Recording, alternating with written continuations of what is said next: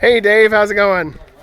Well, I'd be doing better if we could resolve this little issue. Yeah. And just so the general public knows, Dave is our deputy mayor, and so we have Tina Hayes, who's our on-site manager, and then we have Dave, who is the second in command, basically. Like, because like we do have someone on site, but if Tina's not here, Dave is here. If Dave's not here, Tina is here.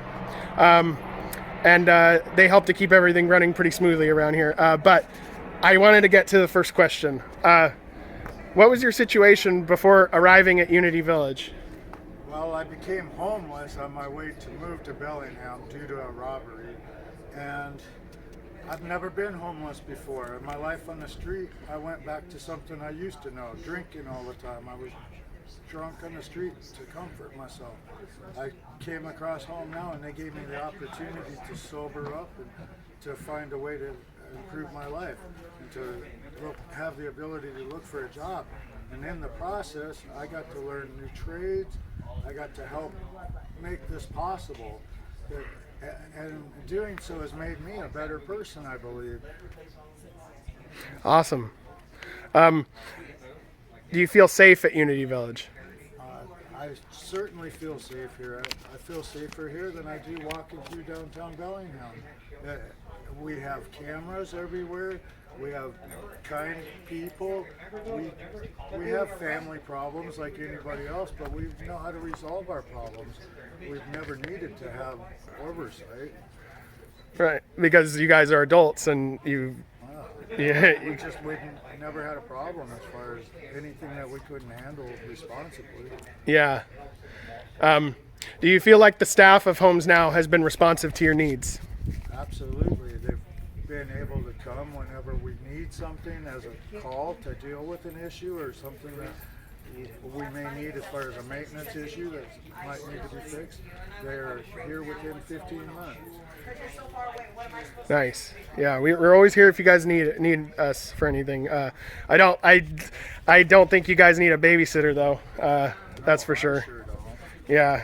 I think we do better because you put trust in the people and it gives them the opportunity to be a human instead of feeling like they're a number and that they have no right in what they say, treated like cattle the way other places could be. Yeah. This lets us develop and grow and help each other. Do you think Unity Village has helped you? Absolutely. I've become a better person because of it. Do you feel that the village maintains stable operations without a board member on site 24/7? Yes. I've never had a situation that would be out of hand here. I don't really know how to say that. I feel like it's doing perfect the way it is. Yeah. It's just so the general public knows, the city is going to decide whether to shut us down on Monday or not, because in our permit it states that a board member has to be on site 24/7 and that residents can't manage themselves and can't be in on-site supervision. And so since COVID and with trying to prevent as many people coming in, I was pretty much the only one coming in here for months. And I wasn't really willing to live at the village for every single day of my life and be here 24/7 and not even be able to go to the grocery store and stuff like that. So, we did the only thing we could do to keep it running smoothly, and it runs even better this way because you guys solve your problems together, and it's just like when you get permanent housing, you're not going to have a manager, you're not going to have a babysitter, and you're going to have to take care of yourself like everyone else. And so I think that this model that we have, even though the permit says we're not allowed to, I think it actually makes people more able to take care of themselves when they finally do have housing, because that's how it is when you're out there.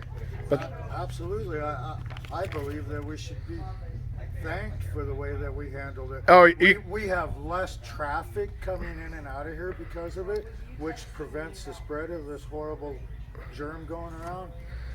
I think it's done better. If we had somebody coming in and out all the time, that brings more traffic. I don't know. To me, it's a better situation. We're doing what we should do, what the government requires us to do for maintaining safety. Well, yeah, and we basically had a tough choice of either we do something that doesn't work, but the permit says we have to, or we do what we needed to do to keep everything smooth and happy, and violate one line on a permit that says that residents can't be supervision, that it has to be a board member. On an issue that the whole world is struggling with how to deal with properly, we took action in a way that seemed right for us to have a safe environment. I think that's. And I have no regrets. This is practicing safety. Why give us a hard time for it? Right. Yeah, I agree. And as we've seen, permits can change. You know, they've changed the permit. The permit previously said that under no case will we ever get renewed here. And when COVID hit, they crossed that line out, and that was our next permit.